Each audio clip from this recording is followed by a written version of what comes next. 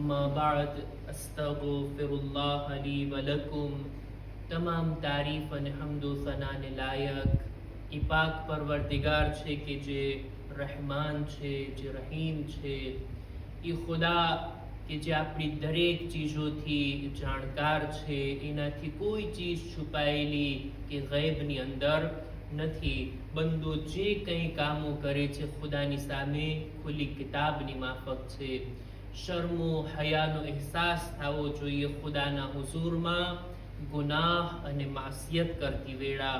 દુરૂદો સલામ થાય મુહમ્મદ અને આલે મુહમ્મદ ઉપર।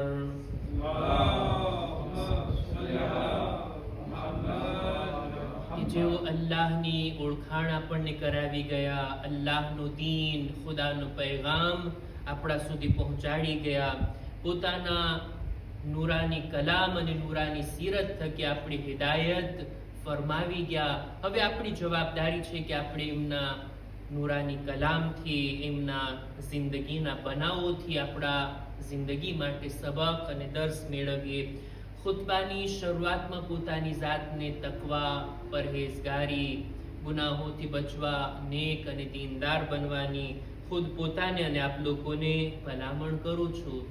જુમ્માનો દિવસ, જુમ્માનો ખુતબો અને નહજુલ બલાગા, આપણે દર જુમ્માના ખુદાની આપેલી તૌફીકથી નહજુલ બલાગાને આપ લોકોની સમક્ષ રજૂ કરતા આવ્યા છીએ અને ખુદાનો શુક્ર અદા કરું છું કે લાંબા લાંબા ખુતબા અને પત્રોને, ઘણી બધી હિકમતની વાતોને આપ લોકો સુધી ખુતબે જુમાના માધ્યમથી પહોંચાડવાની કોશિશ કરી અને ખુદા તૌફીક આપતો રહેશે તો આ સિલસિલાને આપણે જારી રાખશું ઇન્શાઅલ્લાહ।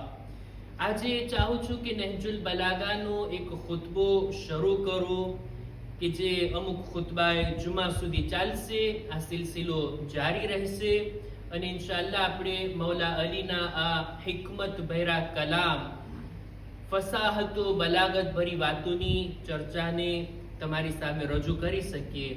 ખુતબા નંબર છે 185। હું મારા નોટની અંદર જોઈ રહ્યો હતો, લાંબા સમયથી જ્યારથી જુમા પડાવું છું આપણે નહજુલ બલાગાને જ ખુતબે જુમામાં બયાન કરતા હોઈએ છીએ। નહજુલ બલાગાનો 185માં નંબરનો ખુતબો મારા નોટમાં નહોતો, મતલબ કે એના વિશે હજી સુધી મેં કંઈ બયાન નથી કર્યું।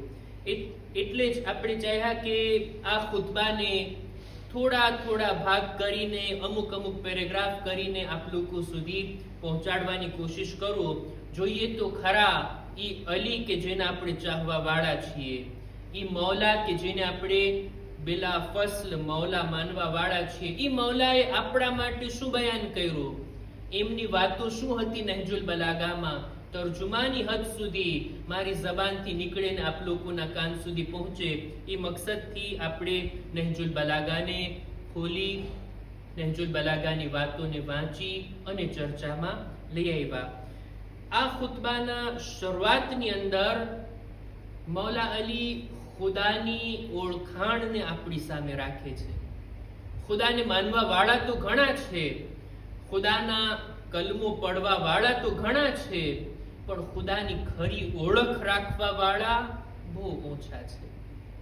એવી રીતના ઓળખ, એવી રીતના ખુદાને પહેચાનવો કે જે મૌલા અલી બયાન કરે છે, ખરેખર આપણા માટે મુશ્કેલ હતું જો મૌલા બયાન ના કર્યા હોત તો।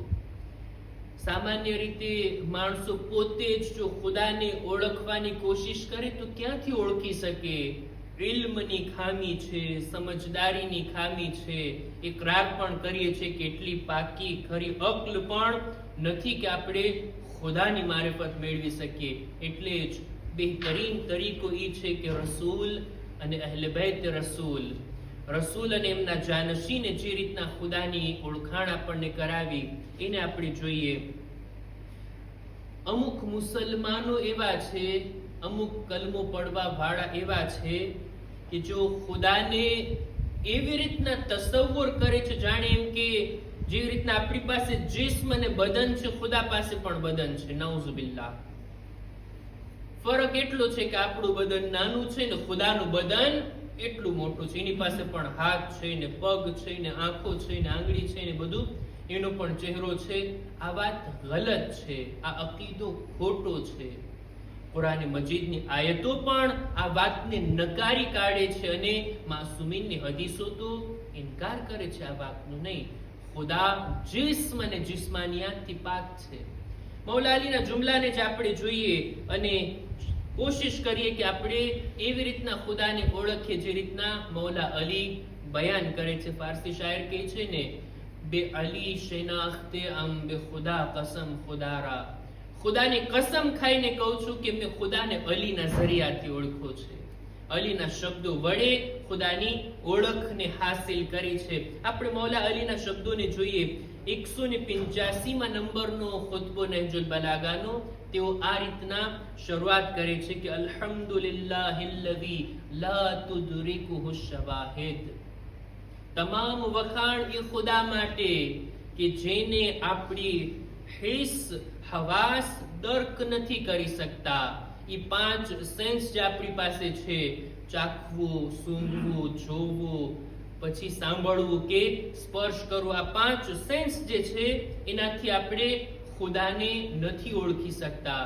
દેખીતી વાત છે, ખુદા બદન નથી, મટીરિયલ નથી. દરેક મટીરિયલને આ 5 સેન્સથી આપણે ઓળખી શકીએ. યા સૂંઘીને, યા ચાખીને, યા જોઈને, યા સાંભળીને, યા હાથ લગાડીને આપણે કોઈ પણ માદી ચીજ મટીરિયલને આપણે ઓળખી શકીએ. પણ ખુદાની જાત આવી નથી કે જે આપણા 5 સેન્સથી એને મહેસૂસ કરી શકાય. વલા તહવીહિલ મશાહિદ. કોઈ પણ જગ્યા, કોઈ પણ પ્લેસ ખુદાને પોતાની અંદર સમાવી શકતું નથી. અત્યારે આપણે બધા ક્યાં છીએ? આ ઇમામ બારગાહની અંદર છીએ, આ મસ્જિદની અંદર છીએ. આ મસ્જિદની જગ્યાએ આપણને પોતાની અંદર સમાવી લીધા. પણ દુનિયામાં છે કોઈ એવી જગ્યા, છે કોઈ કાયનાતમાં એવું પ્લેસ કે જે ખુદાને પોતાની અંદર સમાવી શકે? હરગિઝ નહીં. મૌલા કહે છે નહીં, ખુદાને કોઈ પણ ચીજ, કોઈ પણ જગ્યા પોતાની અંદર સમાવી શકતી નથી. વલા તરાહુન નવાવિર. કોઈ પણ આંખ ખુદાને જોઈ શકતી નથી.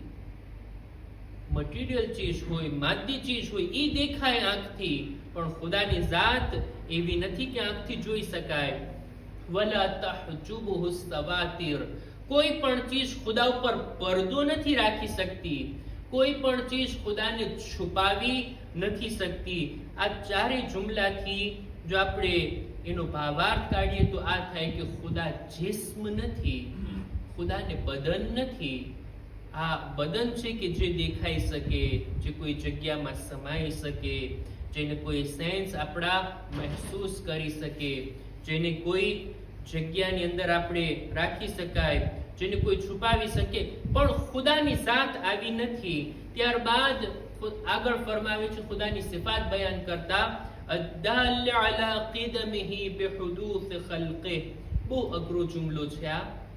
ફિલોસોફીની વાતો આની અંદર એટલી વધારે છે અને આ એક એક શબ્દ ઉપર જો ચર્ચાઓ કરવામાં આવે તો ઘણું ઊંડાણમાં આના ઉપર ગૌર ફિક્ર કરી શકાય અને આના ઊંડા અર્થને મેળવી શકાય. સાદો તર્જુમો કરું તો આ કે જેટલી પણ ચીજો છે દુનિયામાં, જેટલી પણ મખલુકાત છે, આ બધા પેલા નહોતા, પછી પેદા થયા. ખુદ આપણે પણ એક સમય હતો કે આપણે નહોતા, પછી આપણે પેદા થયા. મખલુકાત જો આવી છે તો એનો પેદા કરનાર હરગીઝ આવી સિફત ના ધરાવતો હોય. ખુદાના માટે એમ ના કહી શકાય કે ખુદા પેલા નહોતું અને પછી આવી ગયો. ના, ખુદા હંમેશાથી છે અને હંમેશાથી રહેશે. કોઈ એવો સમય નથી કે જ્યારે ખુદા નહોતો. આ બધું મખલુકાત માટે છે કે એના માટે તસવ્વુર કરી શકાય કે પહેલા નહોતા અને હવે થઈ ગયા. વ બિહુદૂથ ખલ્કિહી અલા વુજૂદિહ. બંદાઓ અથવા મખલુકાત પોતે અત્યારે મૌજૂદ છે, અત્યારે તેઓ એક્ઝિસ્ટ થાય છે. મતલબ એ કે એને પેદા કરનાર એ છે કે જે પોતે જ હંમેશાથી હતો. આ એક આખો સિલસિલો જો હોય ને તો એ સહી નથી ફિલોસોફીની અંદર. દાખલા તરીકે આપણે પેલા નહોતા, આપણને કોઈએ પેદા કર્યા. આપણું પેદા કરનાર, એને કોણે પેદા કર્યો? એને પણ કોઈ પેદા કર્યો હશે. એને કોણે પેદા કર્યો? એને પણ કોઈ પેદા કર્યો હશે. આ એમને ઉપર જાતા જઈએ, આ ચેન, આ સિલસિલો એક જગ્યાએ સ્ટોપ થવો જોઈએ કે કોઈ જાત હોય કે જે પોતે જ હોય, એને કોઈ પેદા ના કરી હોય. ઇમામ કે ઈ છે ખુદા, ઈ છે ખુદા. ખુદાની સાથી છે કે જે એનો કોઈ ખાલિક નથી, એનું કોઈ પેદા કરનાર નથી. આ તો મખલુકાત માટે આ તસવ્વુર કરી શકાય કે એને કોઈ પેદા કરનાર છે, એના પેદા કરનારનું પણ કોઈ પેદા કરનાર છે, પણ ખુદાની જાતના બારામાં આ શબ્દો સહી નથી. વબિશ્તિબાહિહિમ અલા અન લા શબહ લહ. કેવા અઘરા જુમલા છે, પણ મુજના ચીજની, મુજ તાલિબ ઇલ્મની આ કોશિશ રહેશે કે એને આસાન શબ્દોમાં બયાન કરું અને વધારે ઊંડી ચર્ચામાં દાખલ ના થાવ. ખુદાની બનાવેલી મખલૂક એક બીજા જેવી હોઈ શકે.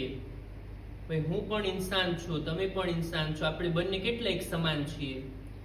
દુનિયાની કોઈ પણ ચીજ હોય એના જેવી બીજી ચીજ પેદા થઈ શકે, પણ ખુદાની જાત એવી જાત છે કે એના જેવું બીજું કોઈ નથી. એ એક છે, એ યુનિક છે. એના જેવું, એના સમાન, એના મિસાલમાં આવી શકે એવી કોઈ ચીજ નથી. એ ફક્ત એક અને એકલો જ છે. આ બધી ચીજોની જાણકારી આપણને અલ્લાહની મખલુકાતને જોઈને ખબર પડે છે કે ખુદા જેવું બીજું કોઈ નથી, ખુદાનો પેદા કરનાર બીજું કોઈ નથી, અને ખુદા હંમેશાથી છે. કોઈ એવો સમય નથી કે જ્યારથી ખુદાની શરૂઆત થઈ હોય, બલકે દરેક ચીજની શરૂઆત ખુદાના તરફથી થઈ હોય. મૌલા અલીના જુમલાઓથી ખુદાની ઓળખાણ મેળવીએ, આ જુમલાઓ ઉપર વિચાર કરીએ અને નહજુલ બલાગાથી આપણે તૌહીદને સમજવાની કોશિશ કરીએ. આ ખુતબાને ઇન્શાઅલ્લાહ આપણે આગળ વધારશું, એને કન્ટિન્યુ કરશું. આવતા ખુતબાની અંદર અહેકામ અને મસાઇલની અંદર હું ચાહું છું કે આજે એક મસલો બયાન કરું મસાહ કરવાના બારામાં. વુઝુની અંદર આપણે ચહેરો ધોતા હોય, બંને હાથ ધોતા હોય, ત્યારબાદ વારી આવે છે માથાનો મસાહ કરવાની. માથાનો મસાહ આ કરવામાં ઘણી વખત લોકોની ભૂલ થતી હોય. ચોકસાઈ રાખીએ, માથાનો મસાહ અને પગનો મસાહ એ જ પાણીથી કરવામાં આવે જે પાણીથી આપણે વુઝુ કર્યા. એટલે આપણે ચહેરો ધોયા, આપણે હાથ ધોયા, અત્યારે આપણા હાથ ભીના છે, એ જ ભીનાશથી આપણે મસાહ કરવાનું છે. એવું નથી કે આપણે હાથ ધોઈ લીધા, મોઢું ધોઈ લીધા, હાથ ધોઈ લીધા, હવે હાથ લૂછી નાખ્યા, મસાહ કરતા તો ભૂલાઈ ગયું, હવે પાછો હાથ ભીનો કરીને મસાહ કરી લઈએ. એ સહી નથી. આ બાબતે હસવું આવશે, પણ આવું બનેલું છે. એક જવાને મને કીધેલું, આ રીતના ઉતાવળે મેં ખાલી વુઝુ કરી લીધું, મસાહ ના કર્યા, પછી યાદ આવ્યું હાથ ભીના કરીને મસાહ કરી લીધા. ના, એમ ના ચાલે. આપણે વુઝુ કરતી વેળા જે પાણીથી મોઢું ધોયા, પછી હાથ ધોયા, જે ભીનાશ છે એનાથી જ મસાહ કરવાનો છે. આ પેલી વાત. બીજું, મસાહ ક્યાં કરવામાં આવે? માથું તો આખું આપણું માથું છે, કઈ બાજુ હું મસાહ કરું? એનો મસલો એ છે કે માથાના જો 4 ભાગ કરીએ ને તો આગળના ચોથા ભાગની અંદર મસાહ કરવાનો હોય. દાખલા તરીકે એક આ બાજુનો ભાગ, એક આ બાજુનો ભાગ, 2 એક પાછળનો ભાગ, 3 વૈધું કયું? આ ઉપરનો ચોથો ભાગ. એના ઉપર આપણે મસાહ કરવાનો છે. કેટલો મસાહ કરવું? જરૂરી નથી કે આ ચોથા ભાગમાં આખા માથામાં તમે હાથ ફેરવો, જરૂરી નથી. થોડોક આપણે હાથ ફેરવી દીધા. અત્યારે મારા માથા પર અમામું છે, નહીં તો હું તમને કરીને બતાવત. અને આ ખુતબા જુમા છે, કોઈ દર્સ નથી અહેકામનો, નહીતર પ્રેક્ટિકલી એની અંદર હું પણ કરીને બતાવત ને તમારી પાસે પણ કરાવત. ફક્ત આટલું બયાન કરી દઉં કે માથાના આ આગળના ભાગમાં થોડુંક પણ તમે હાથ ફેરવી દો, એ કાફી છે. એ મસાહ તમારો થઈ જાય છે. આ વાત. અને મસાહ કરવાની અંદર જો આપણા વાળ લાંબા હોય, જો વાળ ઉપર એ મસાહ થાય, જરૂરી નથી કે વાળને હટાવીને ચામડી ઉપર મસાહ કરો, વાળ ઉપર પણ મસાહ થાય.